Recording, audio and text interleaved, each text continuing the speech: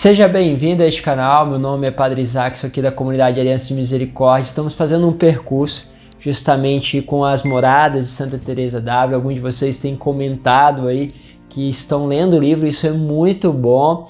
Sempre poder aprofundar, pegar justamente esta palavra que está nos direcionando através da vida de um santo e poder ali aprofundar. Então, se você tem a obra, seja ela a obra completa de Santa Teresa d'Ávila, seja o livro As Moradas ou Castelo Interior, pegue aí, vamos acompanhando, passando assim de morada em morada, procurando entender aquilo que Deus está colocando, que Deus está aprofundando. Bom, nós percebemos, que houve todo um caminho, chegamos nessa terceira morada, aonde se trabalha ali aquele âmbito da constância, a alma assume uma constância, é convidado também a uma vida de pobreza, ou seja, muitas vezes a desfazer-se daquilo que é as consolações. Creia que isso percorre todos os caminhos, nas várias etapas, e nós aqui na quarta morada, nós entramos numa vida mais contemplativa. O toque daquilo que nós podemos perceber como mística começa a se tornar ainda maior, ou seja, de um certo modo, até a terceira morada, a alma ela pode caminhar com o seu esforço, com a sua vontade, com a sua dedicação e se aperfeiçoando, mas daqui em diante ela precisa ser conduzida por Deus.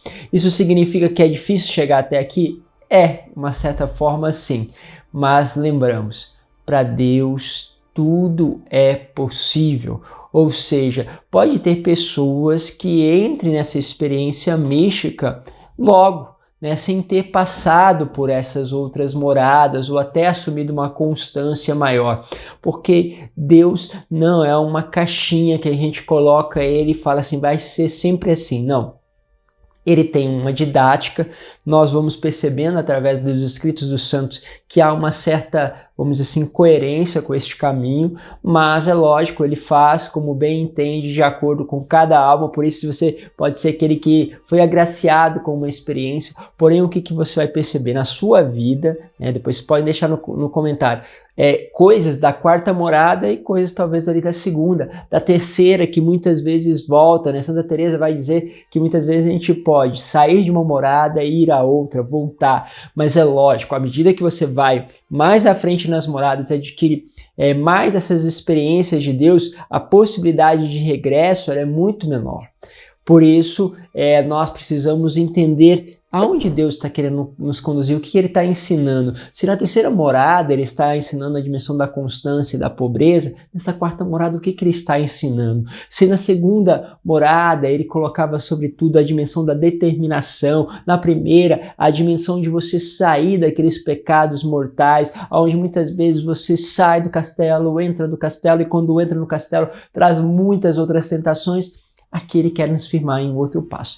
Então eu vou dividir em outros vídeos, essa quarta morada, você vai percebendo ao ler a obra de Santa Teresa que também ela começa a escrever mais a partir daqui, ou seja, nós temos mais capítulos sobre esses temas que vão se seguir. Por quê? Porque Santa Teresa compreendia que as primeiras moradas já se falou muito, você tem muitos livros, principalmente na época dela, sobre esta dimensão da primeira, da segunda e terceira morada, mas pouca coisa a partir daqui. Então ela vai pegar a sua própria experiência e vai trabalhar mais nas próximas moradas e assim os próximos capítulos.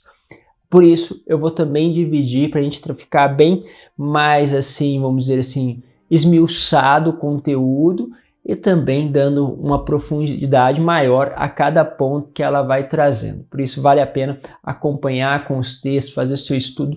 Lembre-se que você pode também deixar nos comentários a sua pergunta, os seus pontos e a gente vai se falando através desses meios de comunicação. Bom, o primeiro ponto que eu quero abordar com vocês é a questão da ação do mal. Bom, Santa Teresa ela vai dizer o seguinte, que neste momento é muito difícil entrar aqui as ações do espírito mal. Por quê? Porque a alma fez todo um caminho de autoconhecimento e de humildade. De forma especial, na terceira morada, há um chamado, né? Santa Teresa, ela coloca muito bem que uma das dinâmicas mais importantes para você justamente ultrapassar a terceira morada é a dinâmica da humildade, né? Ou seja, de uma pobreza, de uma simplicidade, né? E podemos ver, por exemplo, a simplicidade de Santa Teresinha. Quando você faz isso, né, há um crescimento das virtudes. E quando uma alma se decide ao crescimento das virtudes, a ação do mal provoca mais bem do que mal. O mal ataca ela e aquilo se transforma em dom, em graça. E é lógico, meus caros, uma coisa que o demônio não é burro.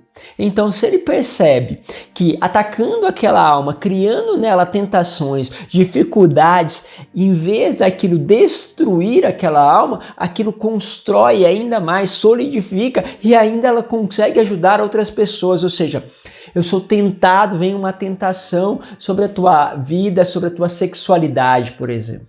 O que faz este santo? Este santo, né, essa pessoa que está caminhando nessa santidade, ele transforma aquilo em oferecimento. Quero entregar esse sofrimento, essas fantasias, isso tudo aqui por aquela pessoa que também passa por isso. Senhor, eu quero unir isto ao teu sacrifício para que esta tentação que sofro, que tem sido tão difícil, quero me unir a ti e oferecer pelas almas que passam pelos mesmos sofrimentos. Senhor, usa, Senhor, de mim. Senhor, olha o quanto eu mereço passar por essas provações, porque tantas vezes na minha vida, Senhor, caí neste pecado, que o Senhor aceite isso como reparação. Entende? A lógica desta pessoa, ela consegue transformar tudo em graça. Então, o ataque do mal, a ação do mal, ela começa a ser restrita, porque o mal vai colhendo bem, né? Ou seja, vai colhendo coisas boas em vez das coisas ruins, quando ele tentou ali implantar, colocar naquela alma um desvio. Então, aí acontece. Então, vai falando, olha, poucas vezes acontece. Porém, o que Santa Teresa vai dizer? É muito bom que essa alma sofra tentações. Olha que loucura. Santa Teresa dizendo assim, bom, as tentações aqui são difíceis, mas se pudesse, seria bom que essas almas sofressem tentações. Por quê? Porque senão elas podem correr o risco de achar que as consolações e as experiências que elas estão tendo de Deus sejam parte do seu esforço. Ou seja, hoje tive uma experiência com Deus. Senti Deus tão próximo, tão profundo em mim.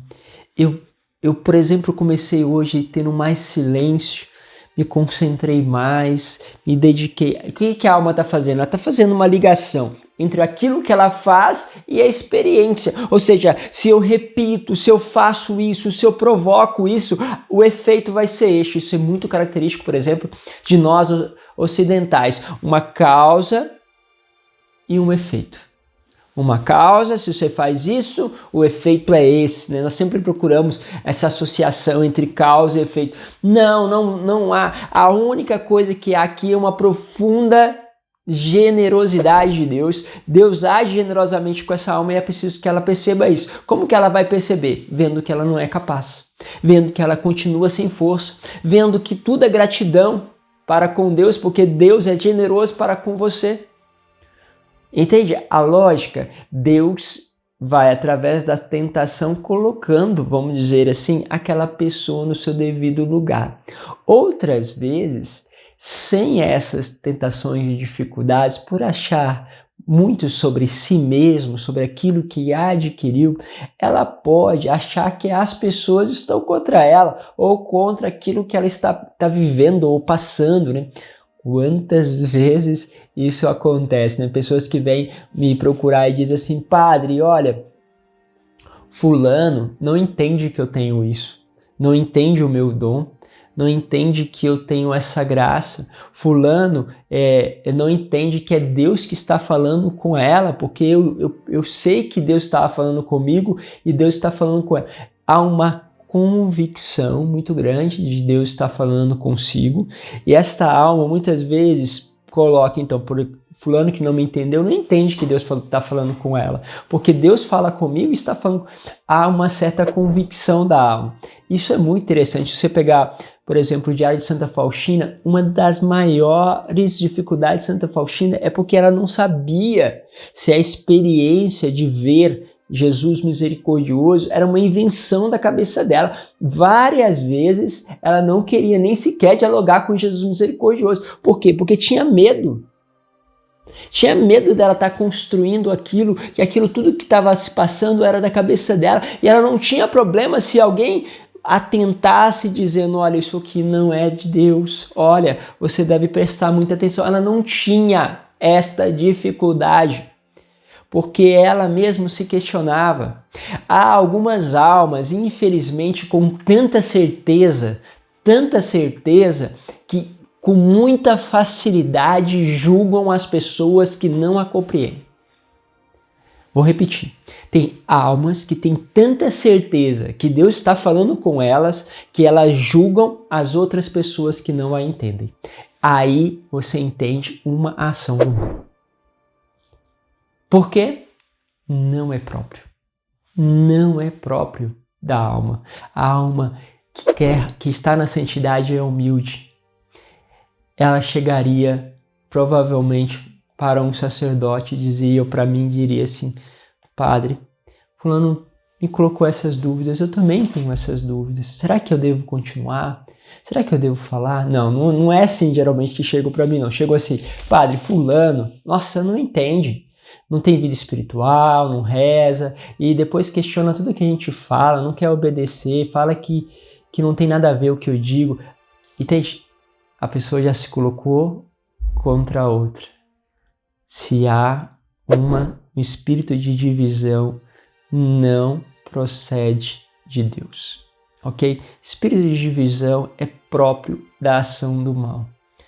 A pessoa em Deus geralmente diria assim, padre, tem essa dúvida, fulano colocou isso, será que é isso? Será que eu devo parar? Será que eu não devo dar atenção? Ela não tem medo, ela é pobre. Lembra a terceira morada?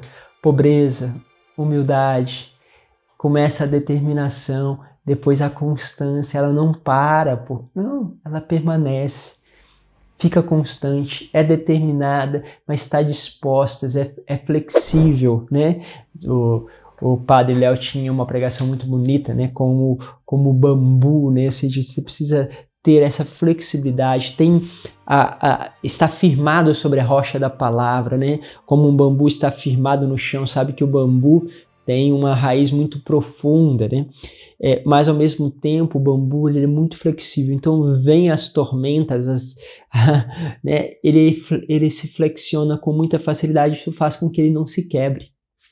Assim é a alma que procura Deus. Nesse caso, a ação do mal vai colocando o toque da veracidade daquilo que está sendo vivendo. É necessário que essa alma seja de certa forma tentada, porque essa tentação vai dizer muito se aquilo que ela está vivendo é real ou se é nada mais do que uma estrutura de orgulho criada por si, cujo psíquico criou algo dentro de si, com uma busca de prazer, que não é mais um prazer carnal, mas uma busca de um prazer espiritual. Olha que loucura. Pois é, isso acontece e eu quero te dizer, não acontece poucas vezes. Deus vos abençoe e te espero no próximo conteúdo, nesta quarta morada. Pai, Filho e Espírito Santo. Amém.